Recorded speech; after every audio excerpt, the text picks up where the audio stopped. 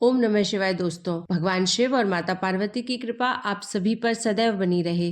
दोस्तों, आज की वीडियो में मैं आपसे बात करने वाली हूँ मार्गशीर्ष मास के कृष्ण पक्ष के प्रदोष व्रत के बारे में। त्रयोदशी की तिथि कब प्रारंभ हो रही है, कब समाप्त हो रही है, व्रत हमें कब धारण करना है और प्रदोषकालीन पूजा का शुभ मुहूर्त क्या है। आज के दिन हमें किस प्रकार से भगवान शिव और माता पार्वती की पूजा आराधना करनी चाहिए, किन मंत्रों का जप करना चाहिए और कौन सा उपाय करें जिससे कि इस व्रत का संपूर्ण फल हमें प्राप्त हो। और जिस भी कामना से आप यह व्रत धारण कर रहे हैं या बिना व्रत के भी पूजा आराधना मात्र भी कर रहे हैं, आपकी वह मनोकामना पूर्ण हो, इसके लिए आज विशेष क्या करना चाहिए, संपूर्ण जानकारी आपको आज की वीडियो में मिलने वाली है। तो बहुत महत्वपूर्ण है आज की वीडियो, पूरा जरूर देख लीजिए। और अगर आपको यह वीडियो उपयोगी लगती है तो वीडियो को लाइक करके चैनल को सब्सक्राइब जरूर करें। तो सबसे पहले जानते हैं कि त्रयोदशी की तिथि कब प्रारंभ हो रही है, कब समाप्त हो रही है और व्रत हमें कब धारण करना है। देखिए, मार्गशीर्ष मास की कृष्ण पक्ष की त्रयोदशी तिथि प्रारंभ हो रही है 28 नवंबर 2024 को, यानी गुरुवार के दिन सुबह 6:23 पर, और त्रयोदशी तिथि समाप्त हो रही है 29 नवंबर को सुबह 8:39 पर। तो दोस्तों, जब शाम के समय प्रदोष काल में त्रयोदशी तिथि व्याप्त होती है, उसी दिन हम व्रत धारण करते हैं प्रदोष का। और इस बार तो 28 नवंबर 2024 को, यानी कि गुरुवार के दिन सूर्य काल में भी आपको त्रयोदशी की तिथि प्राप्त हो रही है। तो प्रदोष व्रत धारण करेंगे 28 नवंबर 2024 गुरुवार के दिन।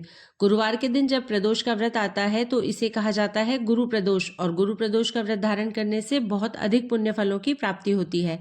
ऐसा माना जाता है कि इस दिन व्रत धारण करके और भगवान शिव की विधि विधान से पूजा करने से नवग्रहों के दुष्प्रभाव से मुक्ति मिल जाती है। इसके साथ ही गुरु प्रदोष का व्रत धारण करने से जन्म कुंडली में गुरु ग्रह अर्थात बृहस्पति ग्रह मजबूत होता है, और जब बृहस्पति ग्रह मजबूत होता है तो हर प्रकार की परेशानियां आपके जीवन से समाप्त हो जाती है, क्योंकि गुरु धन के भी कारक है, अच्छी संतान के भी कारक है, शिक्षा के भी कारक है और इसके साथ ही सुखद दाम्पत्य के भी कारक है।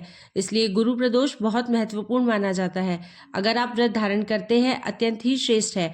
व्रत नहीं कर पाते हैं किसी भी कारणवश तो भी भगवान शिव, माता पार्वती और भगवान बृहस्पति देव, भगवान श्री हरि विष्णु की विधि विधान से पूजा जरूर कीजिए। इसके लिए आप प्रातःकाल जल्दी उठकर नित्य कर्मों से निवृत्त होकर स्नान कर लीजिए, साफ स्वच्छ वस्त्र धारण कर लीजिए और इसके बाद भगवान सूर्य को जल में थोड़ी सी हल्दी मिलाकर अर्घ दीजिए। इस दिन आप अगर स्नान वाले जल में भी थोड़ी सी हल्दी मिलाकर अगर स्नान करते हैं तो आपका गुरु ग्रह मजबूत होता है, और किसी भी प्रकार की बृहस्पति ग्रह से संबंधित परेशानी अगर आपके जीवन में है तो उससे आपको मुक्ति मिल जाती है।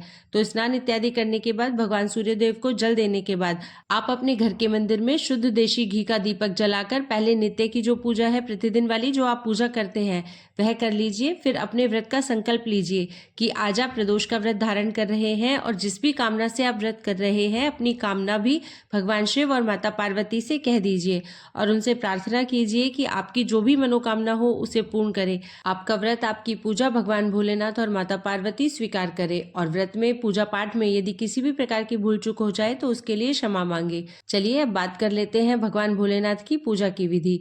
सबसे पहले आप भगवान भोलेनाथ का जल से अभिषेक कीजिए, फिर पंचामृत से अभिषेक कीजिए। यदि आपके पास अष्टगंध है तो आप उसे जल में मिलाकर भगवान शिव का अभिषेक कर सकते हैं। भगवान शिव, माता पार्वती, गणपति भगवान, भगवान कार्तिकेय, भगवान नंदी देवता और नाग देवता सबकी विधि विधान से पूजा कीजिए। घर के आसपास यदि केले का वृक्ष है तो वहाँ जल दे दीजिए, हल्दी मिलाकर थोड़ा सा जल और केले की जड़ में अर्पित कीजिए। केले की जड़ के पास शुद्ध घी का दीपक जरूर प्रज्वलित कीजिए। फिर पूरे दिन आप व्रत धारण करेंगे। व्रत में आप फलाहार कर सकते हैं, मतलब कोई सा भी फल इत्यादि ले सकते हैं। और अगर आप निर्जल व्रत करते हैं तब तो आपको जल भी ग्रहण नहीं करना होता है। आप अपनी अपनी क्षमता के अनुसार इस व्रत को कर सकते हैं, निर्जल या फलाहार रह करके। प्रदोष के व्रत में शाम के समय प्रदोषकालीन पूजा का विशेष महत्व होता है। इस समय में आपको विधि विधान से भगवान शिव की पूजा करनी चाहिए। अगर शिवलिंग है तो उसका अभिषेक आप घर में भी कर सकते हैं, नहीं तो आसपास कोई मंदिर है तो वहां भी जाकर भगवान शिव का अभिषेक कर सकते हैं और मंदिर में दीपदान कर सकते हैं। चाहे तो घर में भी मिट्टी का शिवलिंग बनाकर भी पूजा की जा सकती है। ठीक है, शाम की पूजा करने के बाद आप अपना व्रत खोल सकते हैं।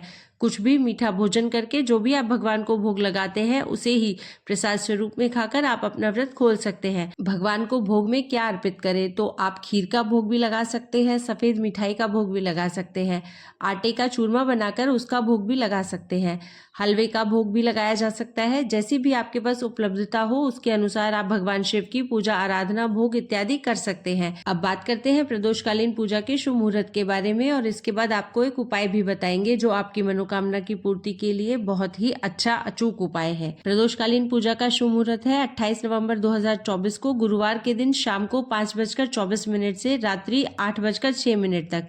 इसी शुभ मुहूर्त में भगवान शिव की आप विशेष रूप से पूजा आराधना कर सकते हैं। अच्छा, यदि आप व्रत करते हैं तो भी आपको पूजा करनी है और कुछ भक्त ऐसे हैं जो व्रत नहीं कर पाते हैं, तो उन्हें क्या करना है, उन्हें शुद्ध और सात्विक भोजन लेना है और आपको शाम के समय प्रदोष काल में इसी शुभ मुहूर्त में आपको भगवान शिव की पूजा आराधना जरूर करनी है। अब आपको बताते हैं मनोकामना पूर्ति उपाय। अगर आपके पास बिल्व पत्र है तो आप 11 बिल्व पत्र ले लीजिए। अच्छा, यदि आपको 11 बिल्व पत्र ना मिले तो जितने भी आपके पास उपलब्ध हो सब पर आपको अष्टगंध से या फिर पीले चंदन से राम राम लिखना है, मतलब तीनों पत्तों पर राम राम लिख दीजिए और फिर रुद्राष्टकम का पाठ करते हुए भगवान शिव की आराधना कीजिए और आपकी जो भी मनोकामना है उसे पूरा करने के लिए भगवान शिव से प्रार्थना कीजिए। आप देखेंगे कि आपकी मनोकामना निश्चित ही कुछ ही समय में जरूर भगवान भोलेनाथ पूर्ण कर देंगे। उम्मीद करती हूँ कि यह वीडियो आपके लिए उपयोगी होगी। यदि वीडियो अच्छी लगी हो तो वीडियो को लाइक कीजिए, शेयर कीजिए और अगर आप चैनल पर पहली बार आए हैं और आपने अभी तक चैनल को सब्सक्राइब नहीं किया है तो चैनल को सब्सक्राइब जरूर करें। मिलती हूँ आपसे एक नई वीडियो में, तब तक के लिए हरे कृष्णा।